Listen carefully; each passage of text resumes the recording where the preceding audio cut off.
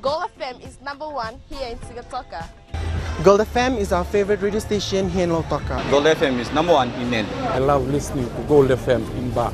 We love listening to Gold FM, only the classic hits here in Suva. Hear about bottled cola, you immediately think of gold. I'm Josephine Sabi and I love hearing Gold FM. Gold FM, only the classic hits.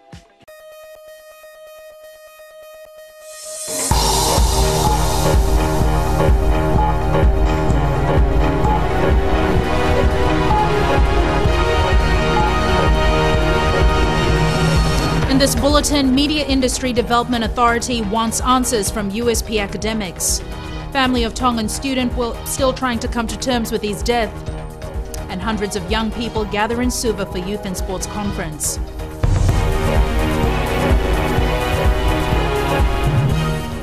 Good evening, I'm Jackie Spate and this is FBC News. The Media Industry Development Authority is seeking explanations from the University of the South Pacific on a statement issued by two members of its faculty. USP Journalism Program Acting Coordinator Patrick Cradock and lecturer Dr. Matt Thompson recently put out a statement saying the treatment of journalists Netani Rika and Samisoni Pareti was an indication of how the military government treats journalists. Pareti was denied accreditation to the Pacific Island Development Forum, while Rika claims he was being monitored by policemen while in Nadi last week. These reckless academics are trying to instill fear amongst ordinary and decent citizens of Fiji, and it constitutes yet another feeble attempt to keep us in a perpetual state of crisis. The political situation in Fiji may be less than ideal, but a lot has been achieved since 2006, and we must move beyond the tireless debate between legality and legitimacy. This afternoon, Patrick Cradock told FBC News he stands by his statement, reflecting on events that have occurred since 2006, and it has nothing to do with USP. Matthew Thompson and myself, we put it out as a personal statement. We both signed it. We do not have to ask for the USP to authorize this. It was not a USP statement. It's a statement from Patrick Cradock and Matthew Thompson. USP can sort of side with us or not side with us, but no, it's nothing to do with the USP. It's to do with the ethics of journalism. Information Permanent Secretary Sharon Smith-Johns has apologized to Samisoni Pareti for refusing his accreditation to cover the Pacific Islands Development Forum in Nadi last week. She says this was based on incorrect information due to miscommunication between the ministry and the Media Industry Development Authority. And late this afternoon, USP issued a statement saying the comments from the lecturers are their own and not those of the university. Police continue to interrogate 5 Nauru High School students believed to have been involved in the death of a Tongan University student in a brawl outside a nightclub Friday night. Josephine Navula says the brother of victim Sione Tufui is still trying to come to terms with the tragedy. Tufui and his older brother started out on Friday for what was meant to be a night of fun and ended in tragedy. We went together that night and I came early. And around 3:20, one of my friends called me. When I answered the call, and she told me to go to the hospital. That my brother is in the hospital. And when I went there, he was in the emergency room, and I didn't know where he is. And when I found him, I saw one nurse and the doctor just tried to wake him up. And when I saw the machine, it's like a horizontal line. There's no sign of alive. Sione Tufui's death has shocked the Tongan community in the country. The Tongan community condemn any violence of any sort happening in Fiji, especially amongst our young leaders who go to USP and other institutions here in Fiji. Representatives of the Tongan community met yesterday and discussed the incident. We are looking into the matter in terms of the logistics and trying to coordinate and convening taking the body to Tonga. We have spoken with the authorities, and they are taking the matter to their office and to look into the details of the matter. Meanwhile, Tongan youth studying in Fiji are being urged to stay away from trouble and remember the main reason they are here. Josephine Nabula, FBC News. The Fiji Cancer Society held a special meeting today to brief its members on a report regarding the state of the society and recommendations for going forward.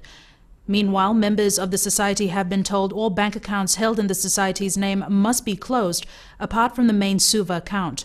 This is to facilitate an auditor's reports on the Cancer Society's finances. Ellen Stolz reports. The reason why it hasn't been in the past, they're still awaiting the auditor's report. That's what the Fiji Cancer Society members were told today, along with other findings that the society had made. Society trustee Madam Nazat Shamim explains some of these findings. We found an inappropriate use of the Cancer Society TIN number. We found that the Western branch had given a paucity of audit information to the main Suva branch, and in fact, up till last week, the interim trustees were still receiving information from the Western branch of the Fiji Cancer Society on income, on expenditure, on checkbooks, on payment vouchers, and on various other pieces of information required for an adequate audit. Madam Shamim says the lack of governance needs to be addressed with the help of the recommendations she brought up in the briefing. Its annual general meeting as soon as possible after the audit report is issued, and in any case no later than September 2014. That the AGM should deliberate on the new constitution for the Fiji Cancer Society and should decide to pass it with or without amendments. However, the governance provisions that we have recommended and the sections which give stronger roles to trustees should not be watered down or weakened. We think those are very important to really ensure the Cancer Society is a strong one for the future. Madam Shamim says the completion of the audit report is crucial, and the Western branch is the main reason for the delay. Having said all of that, I'm quite sure that the members of the Western branch are, number one, passionate, number two, dedicated, number three, honest. The difficulty with the Western branch is that it's held up the audit, and it is the reason why the audit is now delayed to September. It's because we're still getting documentation from the Western branch, as a result of which everything has been delayed. The Society is also expected to hold its annual general meeting straight after the auditor's report comes out in September. Ellen Stolz, FBC News. The People's Democratic Party will be vying for all 50 seats in Parliament come the September general election. National Vice President Satnarayan confirmed their likely candidates include founding member of the PDP, former politician Krishna Dutt, former Minister for Commerce Andi Siviangoro, Vijay Singh, Linda Tambuya and Salochna Sharma from Bar. Party President Linda Tambuya says the names of other candidates will be revealed next month in Nausori. Quite a diverse group of people, Chanel. We've had people from, as far as Laos and the Kondrave who've applied, and we've found many young people between the ages of 25 and 40 who've come forward. And as one of our requirements or one of our criteria that is an advantage is if you have done community work. The party will also launch its manifesto in Nausori next month. Still to come on FBC News, a food voucher for cash exchange made easier for pregnant mothers. Talita na Radio Fiji One na mwirani nondo bonua. Ando talita kana borro na Radio Fiji One singa toka boleta ni station ni alumatu. Ando talita ka bale una borro na Radio Fiji One station ni alumatu elo toka. Ando talita ka bale una borro na Radio Fiji One mandi na station ni alumatu. Au tu ko korbo ando borro mo lebe na station ni alumatu na Radio Fiji One. Do borro na Radio Fiji One na station ni alumatu na mandoi tele. Na Radio Fiji One nandu mo ibiti na bonga ni BNN.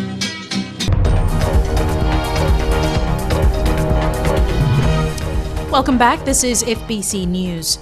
Over 300 young people are gathered at the Vodafone Arena in Suva to talk on issues affecting them and their involvement in the country's decision-making process. The first Youth and Sports Conference was opened by the Minister for Youth and Sports today. Eleanor Tarangaiviu with the details. The much-awaited Youth and Sports Conference got underway with a bang this morning, attracting hundreds of young people from all walks of life. Discussions are centered on youth involvement in making decisions. For young people to become active participants in decision making, it's about creating opportunities for you to be involved in influencing, shaping, designing, and contributing to policy and the development of services and programs. The Minister for Youth and Sports says Fiji as a nation has recognized the importance of young people actively participating in decision-making processes. Young people, now more than ever, are given prominence under the Fiji Constitution with the lowering of voting age to 18 years, and it has ensured that more young people are now given the opportunity to influence national policy through electoral processes. This right given to young people must come not only with responsibility, but also with adequate information, preparation, and capacity building for youth to be effective participants in the decision-making process. Over the next few days, the conference will provide an array of thematic area discussions such as understanding human rights, creating skilled leaders, and making ethical decisions. These talks hope to educate the youths, allowing them to make changes within their communities. Eleanor Turangaibiu, FBC News.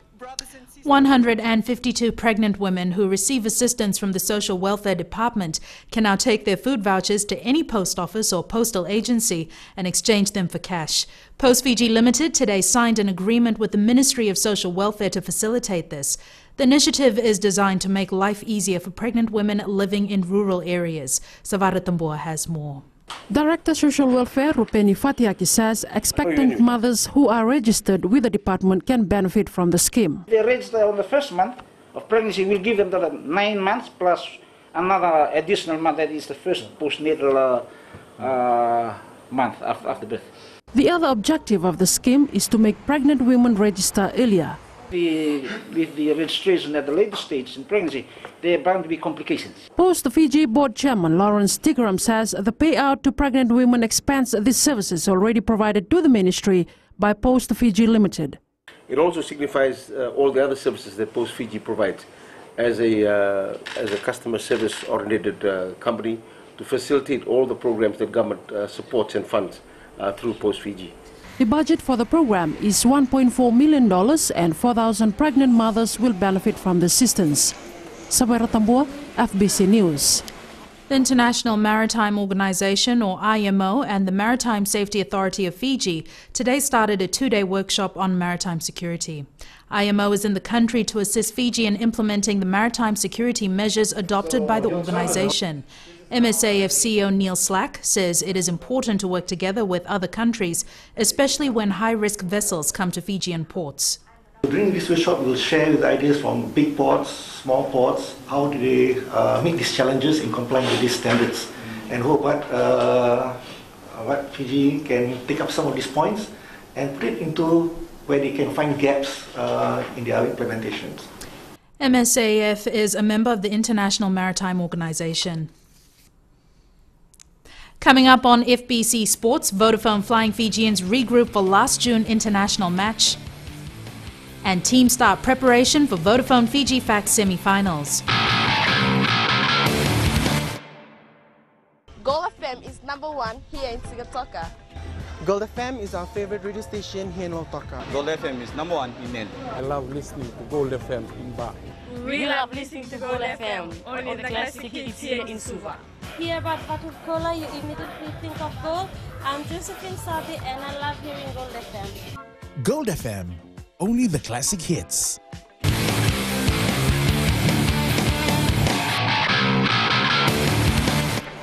Welcome back. This is FBC Sports. The Vodafone Flying Fijians rugby team has regrouped for the last June international match. The Fijians take on the Cook Islands in a 2015 Rugby World Cup qualifier on Saturday in Lautoka. As Interesting reports, it is the last chance for the two teams to feature at the World Cup, and a lot is at stake. The Fijians have returned back to the training paddock after the loss against Samoa for the biggest game of the month. Well, we were disappointed in our performance last Saturday against Samoa, and we've had a really good analysing this program yesterday, and we took a close look at all the video clips and went through with the players. So, you know, we learned some lessons from our mistakes on the weekend, and hopefully we rectify those for this week.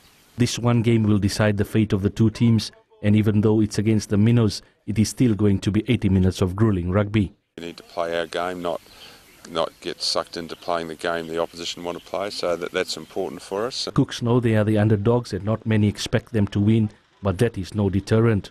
You know, we've done as much as we can in camp. We've got 5 days now to acclimatise to the heat, and you know, we'll go. I don't think any rugby team goes out there thinking they can't win, and we're going to take that attitude out there as well, thinking, you know, we're a starter's chance, and we'll go and put everything on the line and leave nothing at the end of it and see where we end up. Meanwhile, the Fijians after the Samoa match know they can't dwell on the past, as this game holds the dream of playing in the World Cup. Prize of qualifying for the World Cup is very, very important. It's very important for the players, and it's very important for the Fiji Rugby Union and the Fiji people. So that's really an added edge to the game. But so it's another week of training and preparation. The dream of playing in the World Cup lives on for the two teams, at least until Saturday. Indra Singh, FBC Sports. The 4 football teams which have qualified for the Vodafone Fiji FAC semi-finals will start preparations from today. Ba plays Nandi while Suva takes on Lambasa in the last 4, and Suva coach Gurjit Singh says they still have work to do. The Whites are the only unbeaten team so far after pool stages, but are wary of what lies ahead, but know there is one department which looks healthy. We have come prepared, and we have to play more attacking, and as I said, we have also changed the system of play, so that has been working for us, and you see the strikers, they have been scoring goals. The semi-finals will be played on Saturday in Nausori, with the finals on Sunday. The Pacifica Tri-Series cricket competition got underway today at the Laudala Cricket Ground in Suva. However, host Fiji had to settle for a loss in the first match against Vanuatu in the tournament opener. Vanuatu won by 5 wickets. Fiji won the toss and sent the visitors in to bat. The visitors made 103 runs for the loss of 8 wickets. In reply, Fiji only managed 97 runs all out. Vanuatu is not an easy deal. We met them last year for the under 19 team, and I know they'll be a very strong team in this competition. And Tonga? Tonga, we haven't met Tonga yet, but you know that they have been well prepared, and they're coming to this competition not taking it easily. Fiji plays Tonga tomorrow, with the competition ending on Friday.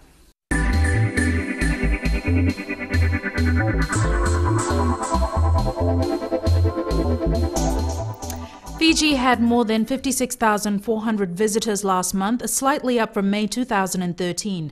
Bureau of Statistics provisional figures show the biggest increase in visitors was from the United States, followed by New Zealand and continental Europe. However, Australia, our largest tourism market, saw a slight drop. 80% of visits last month were for holidays, 5.5% were visiting family or for relatives.